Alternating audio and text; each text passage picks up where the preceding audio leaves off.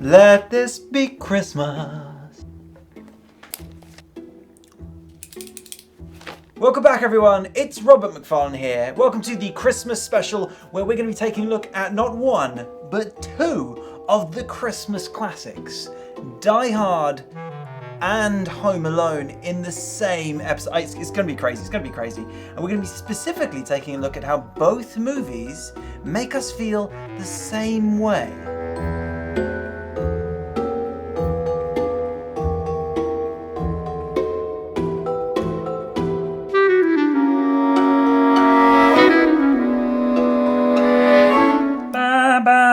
Oh no, that's wedding. Let this be Christmas. Christmas really is one of those incredible times of the year where many people come together and celebrate in many, many different ways. Each family has their traditions, whether it be food, drink, board games, and also movies.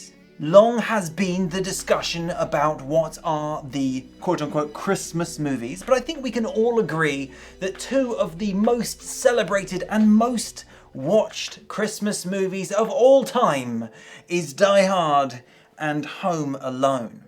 Now, I know there are going to be people in both camps saying, oh, but Die Hard is better and Home Alone is better, but we're not going to talk about which one's better or worse.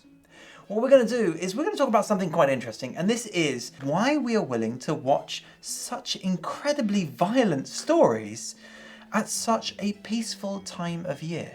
Let it snow, let it snow, let it snow. Just looking at the landscape of Christmas movies out there, most of the Christmas movies are actually quite dark, and they explore some really deep human flaws, such as A Nightmare Before Christmas, or The Grinch, or even Scrooge. I mean, hell, Scrooge is basically about a guy being haunted. It's a horror film. When you start to see Christmas movies in that way, you start to ask yourself, why do we want to watch such dark films at what would be seen as one of the most hopeful times of the year?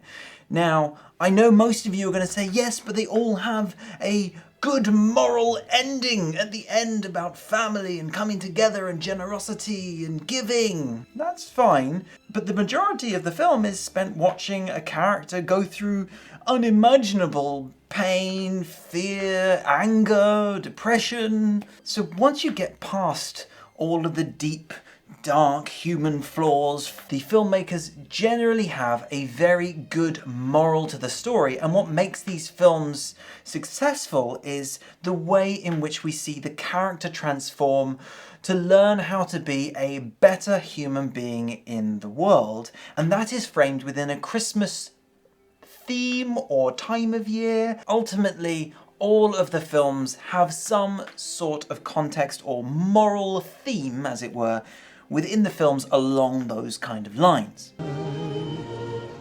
From now on, your trouble. But there is more to how the characters behave in a wholesome way that's actually slightly problematic. If we take a look at Die Hard and Home Alone, both of the lead characters make choices which lead to violent outcomes, but they are seen as morally correct choices, such as Bruce Willis, or John McClane, is actually given a choice quite early on in the film to escape and actually avoid the mortal danger he's about to go through. And he decides that he's going to stay in Nakatomi Plaza and face off against these probably far better trained, well-armed, well-planned, specialist thieves who are obviously incredibly cutthroat. I mean, for most police officers that would be kind of crazy, but he chooses to do it anyway because he wants to help these people, these hostages, survive. Or you've got Kevin, who is left at home, and in the face of knowing that the thieves will be returning that evening, he chooses, instead of running away to stay safe or calling the police to arrive at the same time as the thieves, he chooses instead to protect his home through incredibly violent means. I mean, both of them protect their moral code, their honor in a way, with absolute violence.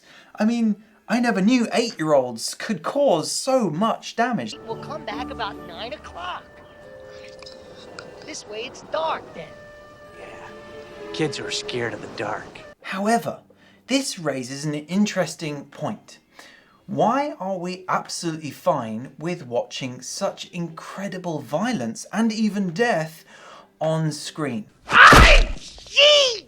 A study in 2019 revealed something incredibly interesting. Once the violence on screen has been justified as either they are protecting themselves or their family, the audience were completely willing to accept even the most extreme forms of violence.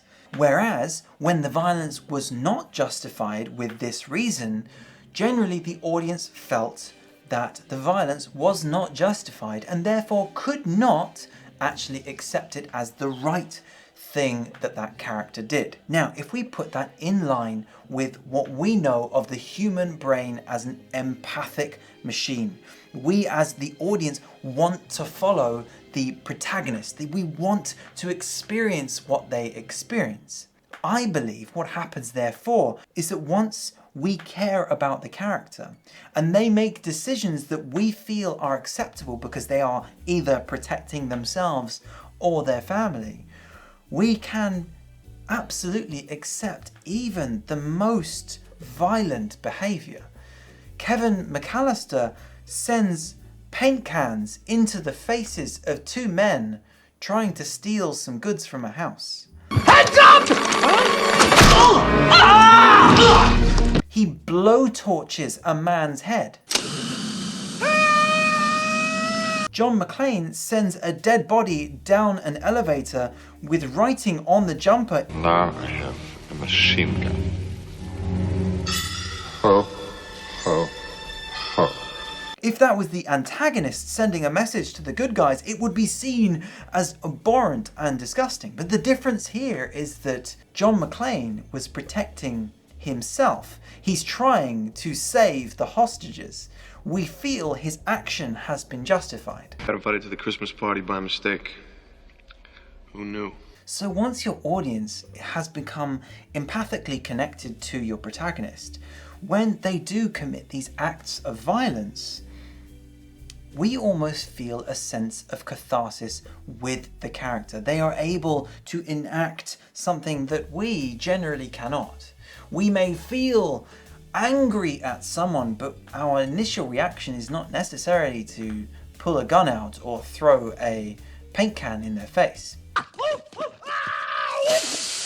Instead, we feel the catharsis because we are actually a part of that character's journey in that character's world, not our own, which is how we are able to divest ourselves from our own life for those 2 or 3 hours that we're watching the film.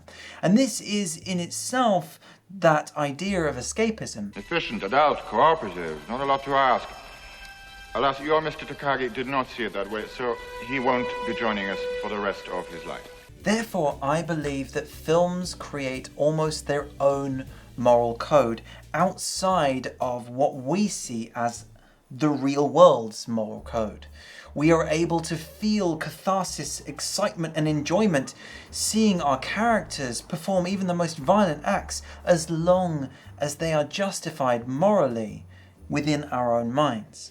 Without that justification, I believe we would be pushed out of the film and become disconnected to our characters in their journey. And that's why I believe a lot of the 80s action films where action heroes just pile drive through hundreds of men. I believe the audience is evolving, and I believe we are looking for more from our films now. Although I still see a very valid place for violence in films as a way of telling stories and a catharsis for our audience, because hey, we've taken them on this journey, we've taken them to the top of the roller coaster, and we do need to have that payoff depending on the film. But I believe that films now need to give the audience more, even more of a moral code, a moral compass.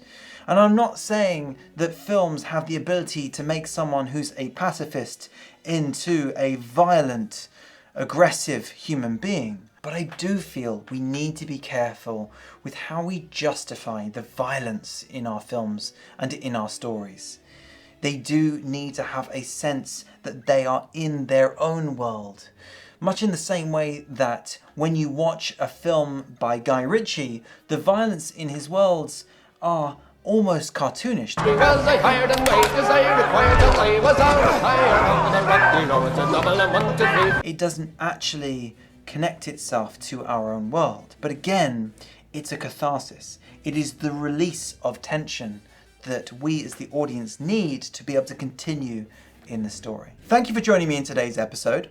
If you found today's content interesting, I thoroughly recommend that you check out the Filmmakers Podcast, as they have lots and lots of incredible episodes on how to make indie films, action films, Hollywood blockbusters, and they even interview some incredibly talented filmmakers, directors, and all sorts of brilliant professionals in the industry to reveal their techniques and their processes for making their films. There's a link below to their podcast, along with some other links to help you up your game on your next film.